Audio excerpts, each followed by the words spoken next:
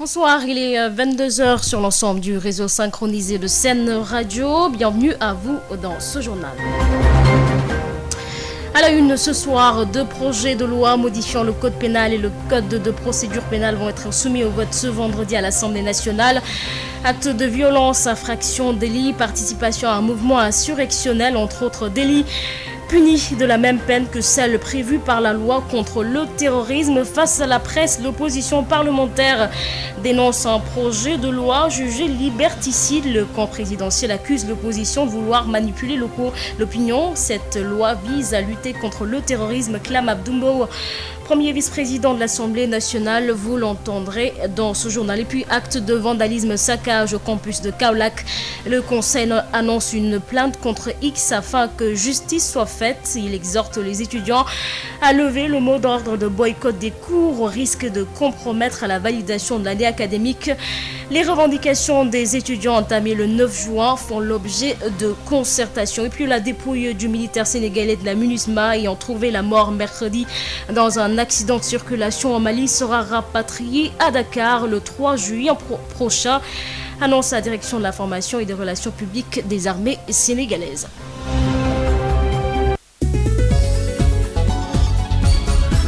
Aïssatou Gueye-Ba. À la présentation, Hassan Tchoun assure la mise en onde de ce journal. L'Assemblée nationale votera ce vendredi en procédure d'urgence le projet de loi numéro 10-2021 modifiant la loi numéro 65-60 du 21 juillet 1965 portant code pénal. 22h à l'instant, les forces vives constituées du M2D, l'opposition parlementaire, la coalition, le peuple et la société civile font face à la presse à Fun City. Avant cela, des dispositions ou des actes de violence, infractions et délits qui seront punis de la même peine que celle prévue par la loi contre le terrorisme. Avant cela, l'opposition parlementaire alerte et parle de projet de loi liberticide. L'opposition parlementaire qui était en conférence de presse. D'ailleurs, selon elle, le Conseil constitutionnel sera saisi. Le peuple appelé à être vigilant. Les députés ont fait face à la presse. Nous écoutons Ousmane Sonko, Nous écoutons Ousmane Sonko. Dire à la communauté internationale que Macky Sall vous manipule. Macky Sall sait très bien que la communauté internationale est très sensible à tout ce qui relève des questions de terrorisme. Aujourd'hui, il nous fait un projet de loi liberticide, un projet de loi de confiscation de toutes les libertés et de tous les droits, qualifiant de terrorisme toutes les infractions, y compris les infractions mineures, qui étaient déjà cataloguées par le code pénal et le code de procédure pénale, ou des sanctions pour lesquelles des sanctions avaient été formellement identifiées. Macky Sall aujourd'hui classe toutes ces infractions-là dans la rubrique terrorisme, y compris les infractions politiques, pour pouvoir se servir de cela avec son procureur, avec son juge, avec son ministre de la Justice, pour casser de l'opposant et perpétuer ou confirmer son projet de 3e mandat au Sénégal. J'interpelle cette communauté internationale parce qu'elle a tendance à fermer les yeux pour après, parce que pour certains ça les arrange, dès lors que le pion qui est placé à la tête du Sénégal fait ce qu'il veut. Pour d'autres, ils vont jouer les innocents jusqu'à ce que l'irréparable se produise, comme ce fut le cas au Rwanda, pour dire que nous n'étions pas informés. Vous êtes extrêmement bien informés de ce qui se passe dans ce pays-là. Il est temps d'arrêter le dictateur Macky Sall. Je terminerai par dire que l'opposition parlementaire envisage de saisir dès demain le Conseil constitutionnel, mais il faut noter qu'à partir d'aujourd'hui à minuit, le Conseil constitutionnel est illégal parce que 2 de ses membres, le mandat de 2 de ses membres arrive à expiration, mais n'empêche, nous saisirons le Conseil constitutionnel en espérant que pour une fois, il se déclarera compétent et qu'il méritera le salaire qu'il perçoit. Abdou Mbow accuse l'opposition de vouloir manipuler l'opinion. Selon lui, la loi ne vise qu'à renforcer la lutte contre le terrorisme. Abdou Mbow, premier vice-président de l'Assemblée nationale, est avec Abdoulaye Diop. Profiter de cette tribune pour dénoncer l'irresponsabilité de certains de nos collègues qui ne sont même pas là, qui se disent de l'opposition parlementaire et qui, en ce moment, au moment où au Sénégal, on est en train de travailler pour une loi de finances rectificative. Ils sont dans un hôtel de la place pour soi-disant tenir une conférence de presse pour faire leur sport favori, c'est-à-dire manipuler encore l'opinion sur une loi qu'ils disent liberté cible. Et c'est quoi? C'est une loi et deux lois, code pénal, code de procédure pénale, qui va condamner les actes terroristes. Je dis bien terroristes. Et Moussa Bokar Thiam interpelle interpelle l'opinion nationale. Il dit que l'opposition doit éviter le piège des opposants qui ne font que saboter les efforts importants pour cette région. Le maire de Ourossogui, par ailleurs agent judiciaire de l'État, magnifie les nombreuses réalisations du chef de l'État au Fouta. Nous l'écoutons avec Ismaël Marcel Kouli. En inaugurant et en lançant des travaux de tous ordres, son Excellence le Président de la République a démontré aux Foutanké que Matam fera partie du Sénégal de demain. Au nom des élus de la région, des responsables politiques, des chefs religieux et coutumiers, des femmes, de la jeunesse, nous disons merci au Président de la République pour tout ce qu'il vient de faire pour la région de Matam. Cette marée humaine qu'il a accueillie partout, surtout à Ourossogui et à Agnam, témoigne de la solidité, du soutien du peuple de Matam à son Excellence Macky Sall. La diaspora également n'est pas en reste. Le président Macky Sall vient de confirmer l'espoir, le yakar qu'il suscite pour nous de la région de Matam. J'interpelle la presse nationale et la presse internationale de ne pas tomber dans le piège de ces opposants qui, avec des œillères, ne verront jamais les projets futuristes initiés par le président de la République. Mais ils préfèrent, comme à l'accoutumée, parler et spéculer sur des soi-disant nervis qui leur ont empêché de s'exprimer. Il est intolérable de faire du sabotage ou de jeter des pierres à l'arrivée d'un cortège présidentiel avec des jeunes qui sont derrière le président, qui lui témoignent leur fidélité avec une horde de 5000 jeunes qui accompagnent le président de la République. Il est intolérable que des actes de sabotage soient permis. Je salue le professionnalisme des forces de défense et de sécurité, puisqu'aucun blessé n'a été noté à l'hôpital de Ourossogui, malgré la provocation initiée au nom du Fouta par des personnes qui ne vivent pas parmi nous et qui ignorent tout de nos réalités, tout de nos valeurs. Et je lance un appel solennel à tous mes frères et sœurs de la grande coalition gagnante de Benno Bokk Yakaar et à tous nos alliés de descendre sur le terrain, de faire de la proximité comme suggéré par le président de la République et comme le fait d'ailleurs notre coordinateur régional, honorable député Farba Ngom.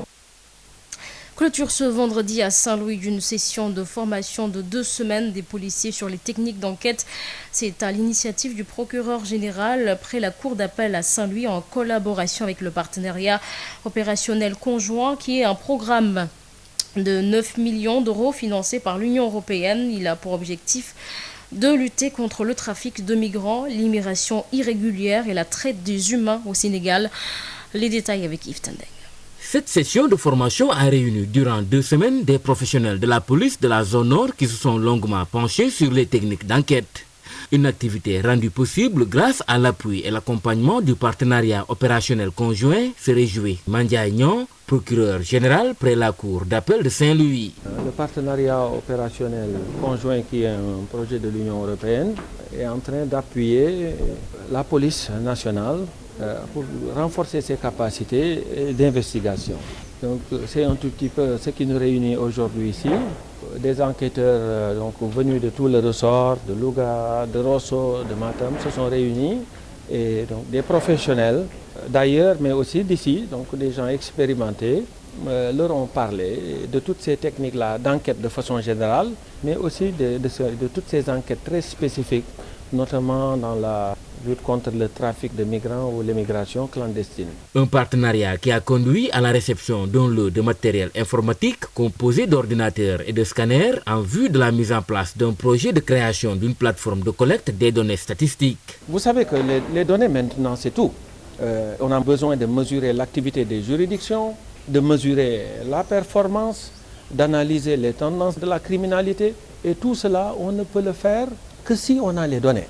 D'abord des données fiables, mais aussi des données actuelles. Et le chef de mission du dit partenariat opérationnel conjoint, Jean-Luc Gonzalez, de renseigner sur ces différentes composantes. La composante 1 est le renforcement de l'interministérialité et interservice de la lutte contre le trafic de migrants et la traite des personnes. La composante 2 est l'appui spécifique apporté à la direction de la police de l'air et des frontières en matière de lutte contre le trafic de migrants et le trait des personnes. Et la composante 3 est le renforcement de la coopération régionale sur ces questions-là. Saint-Louis, Yves Tendeng, Sud FM. Yves Tendeng, en marge de cette session de formation, le procureur général près de la cour d'appel de Saint-Louis a saisi l'occasion pour alerter sur l'état de vétusté avancé du bâtiment qui abrite la cour d'appel. Mondiaï Nyan doit rappeler que le grand palais de justice en chantier qui est toujours attendu à Saint-Louis et que les autorités s'attellent à leur trouver des locaux provisoires avant la fin des vacances judiciaires. Ces propos sont recueillis par Yves Tendeng. Oui, bon, il est vrai aussi que c'est vrai que nos locaux, on peut le déplorer maintenant, que nos locaux maintenant ne sont pas adaptés à ce que nous devons faire. Et ça a été porté à l'attention des autorités, qui le savaient déjà. Et maintenant, elles s'activent à nous trouver des locaux où on pourra mieux travailler en attendant que la cour d'appel. Parce qu'en fait, la réalité, c'est que Saint-Louis devrait abriter un grand palais de justice. Si vous voyez juste au rond-point du rond Faidherbe, l'endroit que beaucoup de Saint-Louisiens connaissent comme étant... C'est juste à l'entrée du rond Faidherbe, le bloc 22. Bon, justement, ce bloc 22 a été assigné à la justice et il y a eu un projet depuis 2013 de construction d'un grand palais de justice. Qui a connu quelques retards depuis, avec peut-être le gros œuvre est avancé, mais depuis ça a connu des retards. Et c'est très handicapant, mais aujourd'hui, les autorités sont en train de s'activer. Pour nous trouver de locaux provisoires où on devrait aller en principe avant la fin des vacances judiciaires. Et ça, ce ne sera qu'un premier pas d'attente. Au moins, on pourra à partir de là-bas travailler dans de meilleures conditions en attendant d'aller maintenant vers les locaux du palais de justice, qui aura le mérite de regrouper toutes les juridictions, que ce soit la cour d'appel, le tribunal de grande instance et le tribunal d'instance. Je vous le disais en titre, la dépouille du militaire sénégalais de la MINUSMA ayant trouvé la mort mercredi dans un accident de circulation au Mali sera rapatriée à Dakar le 3 juillet prochain, annonce la direction de l'information et des relations publiques des armées sénégalaises. La MINUSMA rendra les honneurs militaires aux défunts le 2 juillet à Bamako. La dépouille sera transférée à Dakar le 3 juillet. 3 blessés légers également enregistrés lors de cet accident. Le détachement militaire en mission au Mali compte 850 militaires et a été déployé dans ce pays entre décembre 2020 et février 2021 pour une durée de 12 mois, nous dit l'APS. Sud FM. Sit-in des agents de santé du district sanitaire de Joal pour dénoncer l'insécurité dans les structures de santé. C'est à la suite de l'agression et tentative de viol d'une sage-femme au poste santé de Fadial. Les syndicalistes de la santé, association de sages-femmes, organisation de défense des droits des femmes portent combat et réclament justice dans cette affaire. Ils ont demandé le dédommagement de la victime agressée dans l'exercice de ses fonctions. Ces structures n'écartent pas d'élargir la lutte sur le plan national pour avoir gain de cause. Voici Pape Mordjaï, secrétaire général de l'Union régionale du Sud-Sas de Thiès avec Moustapha Sall. Ce matin, nous étions au chevet de la dame. Elle est encore meurtrie à la voir. Elle va bien, point de vue soins et de son état. C'est ce qui fait qu'aujourd'hui, ce qui s'est produit, c'est extrêmement grave. Ça s'est produit au moment où elle était en exercice, dans l'exercice de ses fonctions. Et aujourd'hui, tout le monde est interpellé. Les autorités administratives sont interpellées. Les autorités sanitaires également sont interpellées parce que la dame était dans une structure sanitaire en train de faire correctement son travail et elle a été agressée. C'est impardonnable. Ça ne doit pas rester impuni. Et aujourd'hui, toutes les instances, ils sont en alerte. Que ça soit Tivaouane, que ça soit ici Mbour, que ça soit à Thiès, toutes les structures sanitaires qui dépendent de nous, donc ils sont en alerte. Même les autres qui ne dépendent pas de nous, ils compatissent avec l'événement. On va protester, on va écrire des lettres de protestation envers ces autorités, que ce soit autorités administratives, tout comme autorités sanitaires. Même l'autorité doit porter plainte, l'autorité de la structure. Ça s'est passé dans ses locaux, son agent a été agressé. Le syndicat également fera la même chose, l'amicale des sages-femmes. Oui, l'indemnisation, c'est par palier, étant donné qu'elle a un employeur, quel que soit son statut, c'est le médecin du district qui répond comme employeur. Au-delà aussi parce que c'est le CDS, le comité de santé. Nous, on va rencontrer le médecin du district, on va évoquer ensemble la question et on va dire ce que l'on pense par rapport à la question. Parce qu'aujourd'hui, d'une manière irréfutable, il s'agit d'un accident de travail. Victime d'agression, au moment de faire son travail, c'est un accident de travail. Même en allant sur les lieux de travail ou bien en rentrant du poste de travail, c'est un accident de travail. Au-delà, peut-être, on va prendre l'avis de l'inspection du travail, c'est ça. Une plainte au niveau départemental, oui, ça a été fait. L'Association nationale des sages-femmes d'État du Sénégal se constitue en partie civile pour porter plainte contre X par rapport à l'agression physique pour tentative de viol et pour tentative de meurtre. La présidente des sages-femmes d'État du Sénégal compte faire le plaidoyer pour que cette sage-femme victime de cette situation précaire soit recrutée avant d'exiger des autorités une meilleure sécurité dans les postes de santé. Voici Bigué Bambo, présidente de l'Association nationale des sages-femmes d'État au Sénégal avec Moustapha Sall. Nous nous sommes rendus aujourd'hui au niveau de Mbour pour voir la victime, mais également venir marquer notre solidarité avec tout le personnel. Ce n'est pas un problème de profession seulement. Aujourd'hui, c'est une sage-femme qui a été victime de ça, même si les gens, sages-femmes nous disent qu'ils ont peut-être même l'habitude d'être agressés verbalement et physiquement. Mais aujourd'hui, je crois qu'on a pratiquement dépassé le Rubicon. C'est comme si on allait à une échelle beaucoup plus grande que ça. Mais c'est tout le personnel de santé qui est à risque. Ce que nous comptons faire en tant qu'association des sages-femmes, c'est d'abord se constituer partie civile pour porter plainte contre X par rapport à l'agression physique, pour tentative de viol et également pour tentative de meurtre. Également, nous nous sommes engagés à faire tout ce qu'il faut, le plaidoyer, pour que cette sage-femme puisse être recrutée. Parce que quoi qu'on dise, sortir depuis 2010 et toujours être communautaire, travailler dans des conditions. Et ça, c'est faire en sorte que les sages-femmes puissent être recrutées. Parce que ça, c'est notre bataille de tous les jours. Et nous avons des arguments pour montrer, voilà des personnes qui sont engagées, voilà des jeunes qui sont prêts au péril de leur vie, à faire en sorte que la mortalité maternelle et néonatale puisse être réduite. Mais il faut également que l'on sache qu'on ne peut pas travailler sans la sécurité. Et nous exigeons des autorités, qu'ils soient sanitaires ou administratives, et que ce soit du poste de santé jusqu'au niveau hôpital, que la sécurité puisse être de mise pour que les gens puissent travailler dans la sérénité, mais en voulant sauver des vies, mais tout en restant en vie.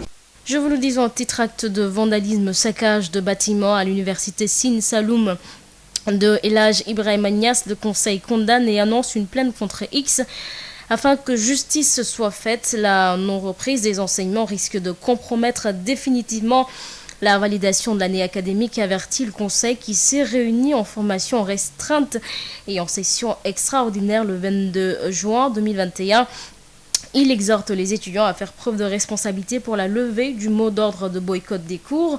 Plusieurs revendications des étudiants en ce qui concerne l'ouverture de formations en master. L'administration compte appuyer les dossiers des intéressés dans le respect des critères de sélection fixés par ces établissements. Quant à l'augmentation du budget de l'université, le ministre de l'Enseignement supérieur s'est engagé pour l'augmentation des ressources allouées à l'USN et enfin pour la construction des infrastructures. Le conseil recommande aux recteurs de continuer à appuyer ou assurer le suivi auprès des autorités étatiques pour l'achèvement des chantiers dans les meilleurs délais. Sud FM. Le directeur de cabinet du ministre de l'Agriculture et du Développement rural, accompagné de son conseiller technique, a organisé une tournée nationale à Diourbel pour s'enquérir de l'état de mise en place et de cession des semences. Les opérations de cession sont jugées satisfaisantes à Ndolo et à Ngoré. Toutefois, les membres des commissions ont relevé une insuffisance des quotas de semences d'arachide et l'absence d'étiquettes au niveau des emballages des semences. Adamadjaï. Les opérations de cession des intrants agricoles se déroulent de façon correcte au niveau des commissions locales de cession et de réception des semences et de matériel agricole d'Ngoye et de Ndoulo. Pour Mamadou Diouf, le secrétaire municipal de la commune de Ngoye, membre de la commission locale, 90% des semences ont été écoulées. Oui, les opérations se déroulent normalement. On est très avancé dans la cession des intrants. Donc on peut dire que les 90% ont été écoulés. on a reçu 50 000 kg. On a vendu 45 550 kg. En moyenne, on recevait 50 000 tonnes en 2013-2014. Jusqu'à présent, on reçoit 50 000 kg. Ça devient insuffisant parce que la population était estimée à l'époque à 30 000 habitants. Présentement, on est à 40 000 et quelques. Donc, normalement, le quota doit évoluer comme la population a évolué. C'est la même situation au niveau de Ndoulo, où les producteurs ont reçu 100 tonnes de l'opérateur privé semencier Adjusen. Ces graines de R2 devraient avoir des étiquettes pour identifier la provenance des semences, le niveau, la variété et la qualité. Toutefois, les membres de la commission estiment que les graines sont de bonne qualité. Comme R2 là, dafa waron am étiquette bu woné origine bi, variété bi, bu woné niveau bi ak qualité bi. Biñu woyé wa SDDR au sous-préfet, ñu né c'est au niveau national. Dans l'ensemble, mën nañ doylo né gerte bi baxna. Directeur régional du développement rural de Diourbel, Pierre Diouf, souligne que le problème de certification est en cours d'être réglé. L'ANEL avait déjà les résultats. Donc c'est la position qui n'est pas aussi rapide, ce qui a fait que vous avez vu des semences sûrement qui n'ont pas d'étiquette, mais l'analyse est faite. Diourbel, Sud FM, Adam Ndiaye. Adam Ndiaye, les opérations de cession jugées satisfaisantes à Ndolo et à Ngoé. Le directeur régional du développement rural de Diourbel, Pierre Diouf, estime que le problème de certification est en phase d'être résolu car l'analyste a déjà des résultats. 91% du quota de semences d'arachide de la région de Diourbel sont reçus. Et selon le directeur, ou plutôt le niveau de mise en place des intrants agricoles est déjà sur place. Écoutons Pierre Diouf au micro d'Adam Ndiaye. Nous devons avoir le quota, donc c'est de 4892 tonnes. De ce quota, nous avons 54% d'écrémés, 46% c'est des R2 mises en place pour la production. Et de ce quota, nous avons reçu les 91%. Donc les 4400 et quelques, on l'a reçu, ça représente 91% de réception. Et parmi cette réception, nous avons déjà débuté la commercialisation pour 1400 et quelques tonnes, ça représente en fait 33%. En ce qui concerne l'arachide, je pense que c'est satisfaisant, 91%. De ces autres espèces, on en a des quotas pas très grands. De toute façon, nous ne sommes pas une région maïsicole, c'est pourquoi nous en avons 10 tonnes. Toutes les 10 tonnes sont là au niveau du département de Mbacké qui a d'ailleurs commencé à vendre. Donc là-bas, c'est 100% pour le maïs parce que c'est pas beaucoup. Pour le niébé, nous avons commencé les mises en place. Là, le quota est grand. La cession n'a pas aussi débuté. Toutefois, la réception est à 46%. Donc on a reçu 46% de notre quota de niébé. Pour le sésame, nous avons un quota qui tourne autour de 42% de sésame. Donc le sésame et le niébé qui sont moyennement arrivés et on attend toujours l'autre moitié complète, les 46 et les 42% du mois. On vient juste d'avoir la notification, mais il faut dire que pour les engrais, ce qui fait que l'inquiétude n'est pas encore là, c'est qu'il faut semer. Il faut semer d'abord avant de mettre l'engrais. Sud International. L'Afrique fait actuellement face à une hausse du nombre de cas de contamination, alerte l'Organisation mondiale de la santé jeudi. Selon l'OMS, les cas de Covid-19 ont augmenté pendant 5 semaines consécutives depuis le 7 ou plutôt le 3 mai. Au 20 juin, l'Afrique avait enregistré environ 474 000 nouveaux cas. En cause notamment la propagation sur le continent des différents variants du Covid-19, les alpha ou les alpha et bêta sont présents respectivement dans 30 et 29 pays du continent. Le variant Delta repéré une première fois fin mai au Kenya circule quant à lui dans 14 pays. D'actualité sportive, la Fédération sénégalaise de basketball informe que 4 cas positifs ont été détectés au sein des membres de la délégation de l'équipe nationale masculine de basketball du Sénégal. Et après avoir fait des tests PCR, les personnes testées sont en pleine forme et ne présentent aucun symptôme. De second tests seront effectués pour confirmer ou infirmer les cas déclarés positifs.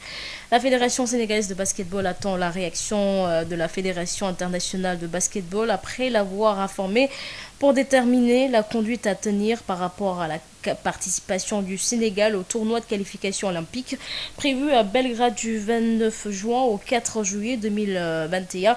Le match test contre l'Allemagne, ou plutôt le match contre l'Allemagne initialement prévu ce jeudi, a été annulé.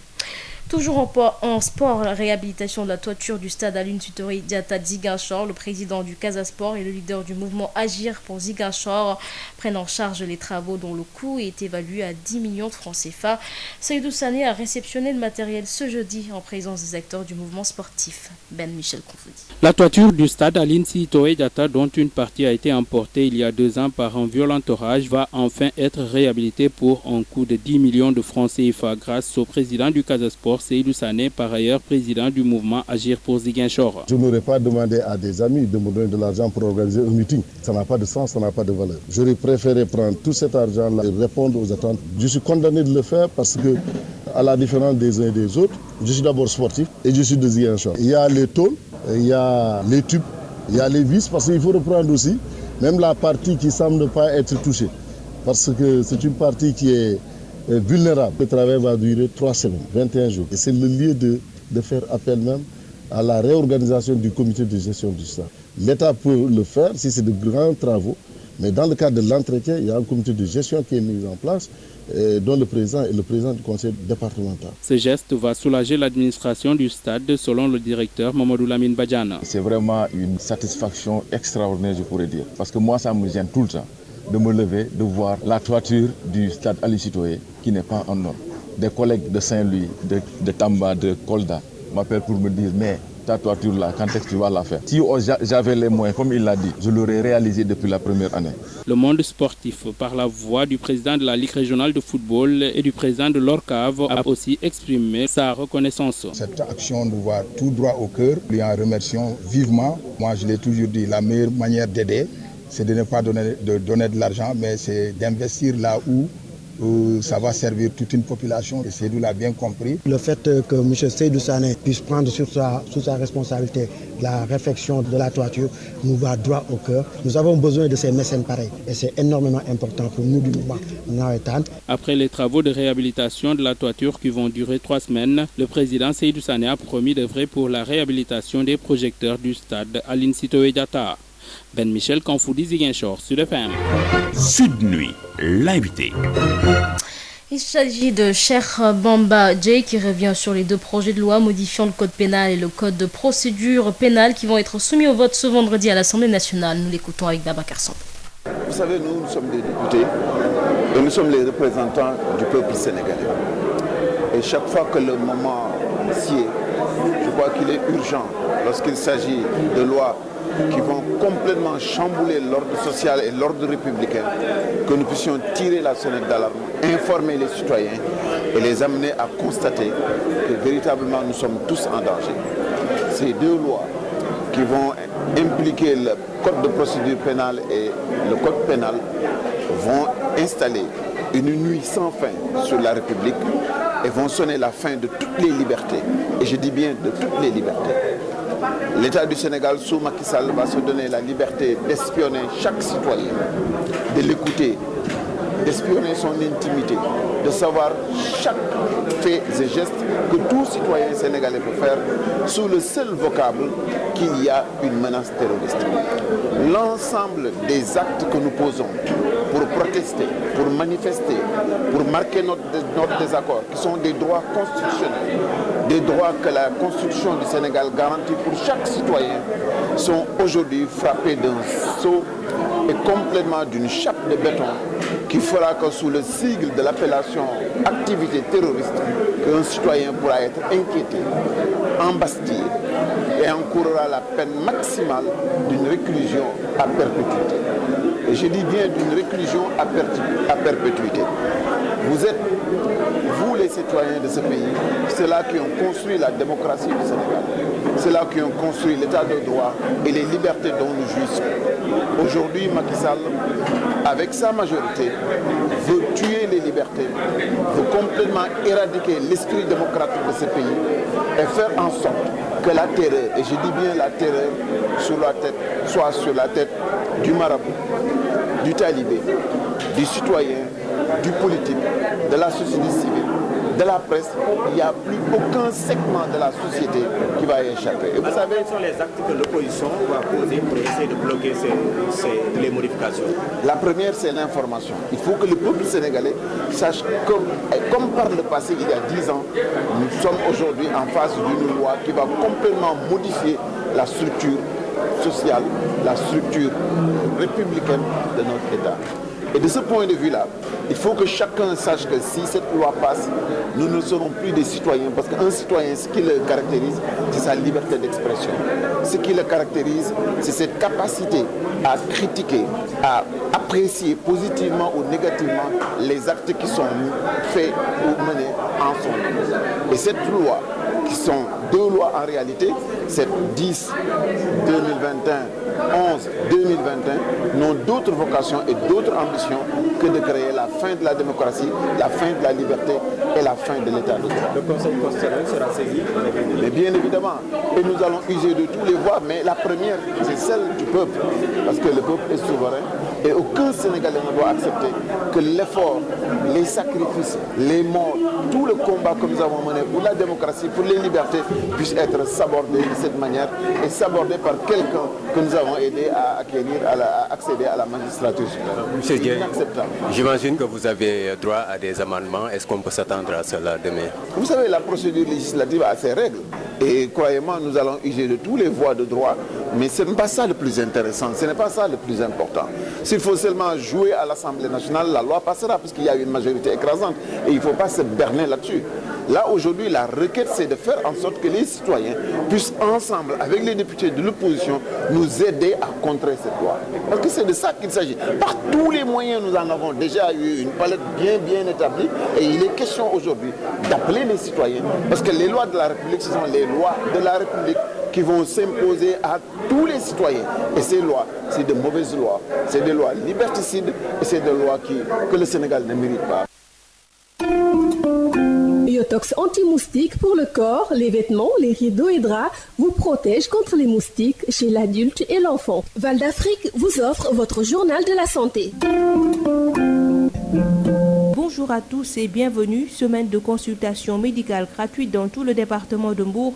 Le lancement a eu lieu le 21 à Ngaparou en présence de tous les autres maires des autres communes au nombre de 16.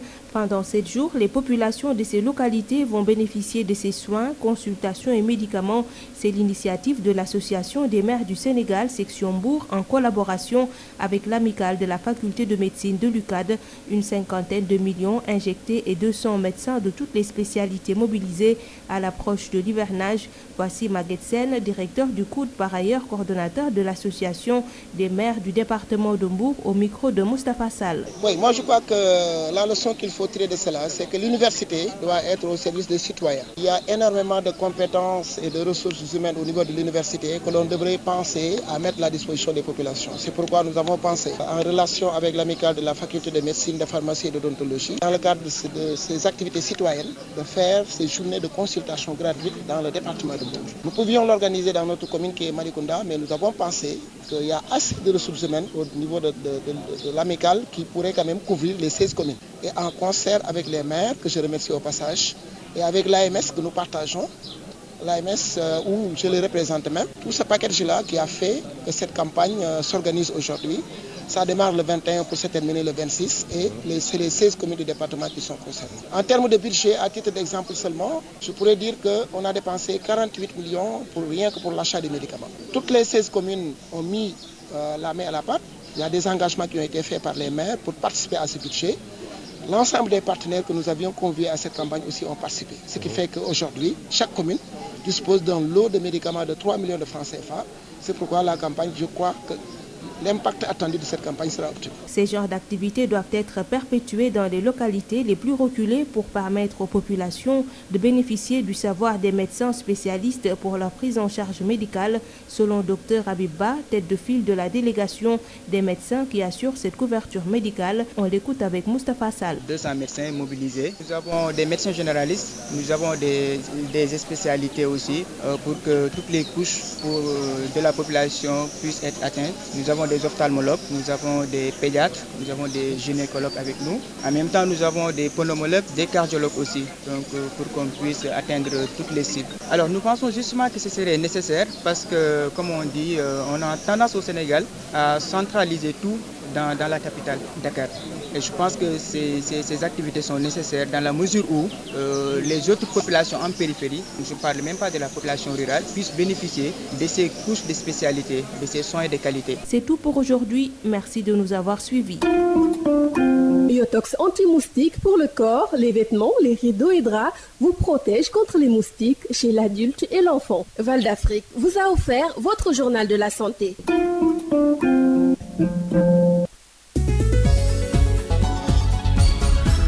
Aïssatou Gueye-Ba. Voilà, 22h37, c'est la fin de ce journal, mais avant de nous quitter, le rappel des titres. Deux projets de loi modifiant le code pénal et le code de procédure pénale vont être soumis au vote ce vendredi à l'Assemblée nationale.